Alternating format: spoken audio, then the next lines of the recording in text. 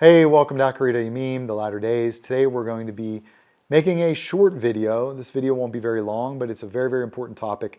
We're going to explore what Yeshua taught about the ongoing importance and validity of the Torah, the law of Moses. We're going to compare that with what Paul taught on the topic, and we're going to see how they align or how they differ. So let's begin this video with Matthew 5. Let's look at Yeshua's words in Matthew 5. We've examined this chapter several times in previous videos. These few verses are absolute pure gold. And they're a great illustration of how many people really don't pay any attention at all to the words of Yeshua. Of course, nobody today is going to say, yeah, I don't listen to the words of the Messiah. I only follow Paul. Not many people are willing to say that with boldness, but that's exactly what is taking place. Nobody's listening to what Yeshua says regarding the ongoing validity of the Torah. We're going to find that out in a minute. Everybody just listens to Paul. Okay? What does Yeshua say? So again, we are in Matthew 5. Let's look at verses 17 through 19. Do not think. Don't even think it. It's a non-starter. If anyone comes along and says, the Torah is done away with, Yeshua says, that is such a waste of time. Don't even think it, let alone have a discussion about it. Do not even think this. Don't think that I came to destroy the Torah or the prophets. I did not come to destroy, but to fulfill, to do. How does a husband fulfill his marital vows to his wife? He keeps them day one and then it's a free-for-all? No, of course not. He fulfills his marital vows to his wife every single day of his life until there is no more breath in him. This is what it means to fulfill your obligation. Let's continue with verse 18. For assuredly I say to you, until heaven and earth pass away, one jot or one tittle will by no means pass from the Torah until all is fulfilled. This is a conditional statement here that Yeshua is making. He's saying, until heaven and earth pass away, it has not happened yet. Until everything has been fulfilled. This has also not happened yet. There's much that we still await. Not the smallest detail from the Torah will pass away. This is what our Messiah taught. So anyone on Sunday morning that's teaching you that the law is nailed to the cross, done away with, or otherwise discarded is either completely ignorant of what the Messiah really taught, or they are lying to you. One of two options. They're either ignorant, they don't know what they're talking about, they're blind guides, as Yeshua said, or they are intentionally deceiving you. They are lying to you. They're lying to you. Okay? What did Yeshua say? I mean, his words can't be any more clear. There's no fuzziness. This is not gray. He gives us two conditions. He says, until heaven and earth pass away, has it happened? No. Will it happen? Yes. And everything is fulfilled. Has that happened? No. Will it happen? Yes. Has not happened yet, though. Not the smallest detail. That means nothing. That means not the most minuscule stroke of a Hebrew letter is done away with from the Torah. This is what our Messiah taught. Yet I would submit that 99.999% of the people who claim to be his followers, they have no idea what he taught. In fact, if you walk into any church on a Sunday morning and you stand up and you tell everyone, we have to keep the Torah. We have to keep Shabbat. We have to circumcise our children on the 8th day, our males. We have to keep Pesach, Passover. We have to get rid of all of these pagan celebrations that we're taking part in. We have to keep the Torah. They would probably throw you out. You would be branded a heretic. Yet, this is what our Messiah taught. I hope you're seeing the divergence in modern day Christianity from the truth that was walked out and taught by the Master himself 2,000 years ago. It is a completely different package. It's the Paul package that is followed today. It's not the Yeshua package. Okay? Let's continue with verse 19. Whoever therefore breaks one of the least of these commandments and teaches men so, they shall be called least in the kingdom of heaven. But whoever does and teaches them, he shall be called great in the kingdom of heaven. Super crystal clear. Yeshua couldn't have spoken any more plainly. It's crystal clear. Let's jump now to Romans.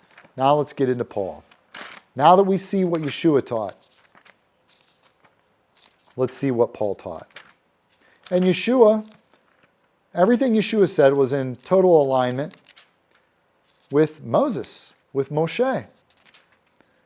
It's nothing different. It's the same stuff. It's always been true. Okay? Romans chapter 10, verse 4. For Christ is the end of the law for righteousness to everyone who believes. Christ is the end of the law. Okay? You walk into any church on a Sunday morning, you're likely to hear this snippet. Christ is the end of the law. When you walk up to someone and they ask you, why aren't you mowing your grass on Saturday? Why do I always see you doing other stuff? Why aren't you working in your yard on Saturday like everyone else? Oh, we keep Shabbat. We keep the Sabbath. Oh, don't you know? Christ is the end of the law. This is one of the things you'll hear. He nailed it to the cross. He did away with it. Okay? Does that match with what we just read? In any way? No, it does not match. It's at complete odds. Let's look now at Ephesians. Let's look at Ephesians chapter 2, verse 15. Ephesians chapter 2, verse 15. I'll back up to 14 for a little bit of context because it kind of picks up midstream. For he himself is our peace, who has made both one and has broken down the middle wall of separation. 15. Having abolished in his flesh the enmity, that is, the law of commandments contained in ordinances, so as to create in himself one new man from the two, thus making peace. I'll continue with 16. And that he might reconcile them both to God in one body through the cross, thereby putting to death the enmity. And again, there are people that attempt to explain Paul's words in a Torah-friendly way. I used to be one of those. I used to be one of those individuals. Go through great lengths to try to figure out how can we twist this around?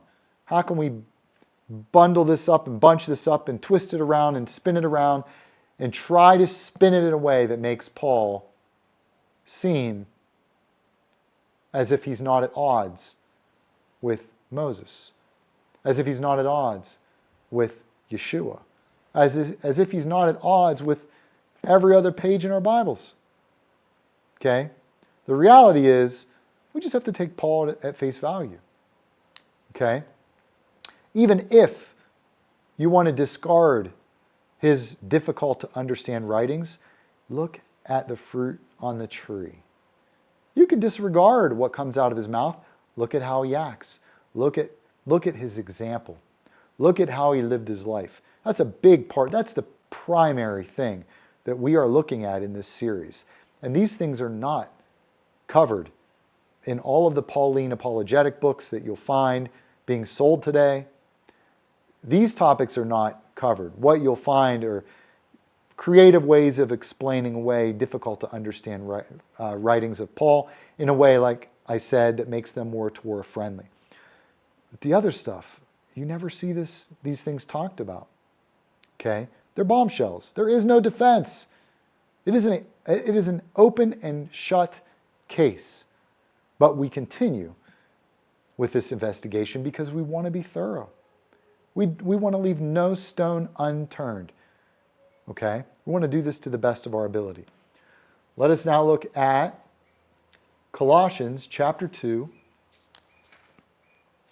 Colossians chapter 2, verses 11 to 23.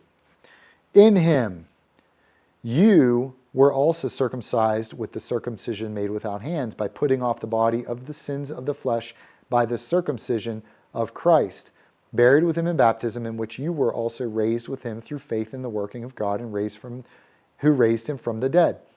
And you, being dead in your trespasses and the uncircumcision of your flesh, he has made alive together with him, having forgiven you all trespasses, having wiped out the handwriting of requirements that was against us, which was contrary to us.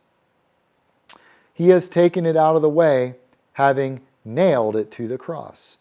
Having disarmed principalities and powers, he made a public spectacle of them, triumphing over them in it.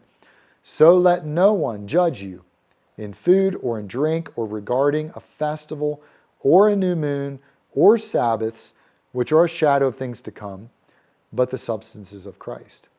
Let no one cheat you of your reward, taking delight in false humility and worship of angels. Remember in a previous video, Given by Angels, episode, I think it was 17 or 18, it's titled Given by Angels, we showed Paul believed and taught the Torah, that the Torah was actually given by angels, not by Hashem himself. And we proved that was a lie. Here he says those who keep the Torah, who follow the commandments, are participating in the worship of angels. Unbelievable. Unbelievable. Intruding into those things which he has not seen, vainly puffed up by his fleshly mind, and not holding fast to the head, from whom all the body, nourished and knit together by joints and ligaments, grows with the increase that is from God. Therefore, if you died with Christ from the basic principles of the world, why, as though living in the world, do you subject yourselves to regulations? Do not touch, do not taste, do not handle, which all concern things which perish with the using, according to the commandments and doctrines of men. These things indeed have an appearance of wisdom. On the surface, it might seem to be wisdom in that, in self-imposed religion, false humility, and neglect of the body, but they're of no value against the indulgence of the flesh. Okay? So we see here some key verses in which we're going to take Paul at his word. We're not going to try to dance around and be cute with it. We're going to take him straight up at his word. There's a saying, it is what we thought it was. This applies very much to Paul.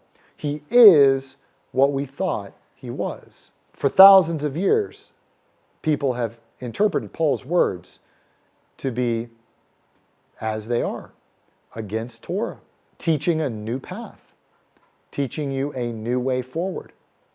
And in recent times, as I mentioned, people have started to get creative and tried to save Paul by massaging his writings and reworking things, re-explaining things in a way where he won't be out of alignment with Yeshua. So we're going to take him at his word today.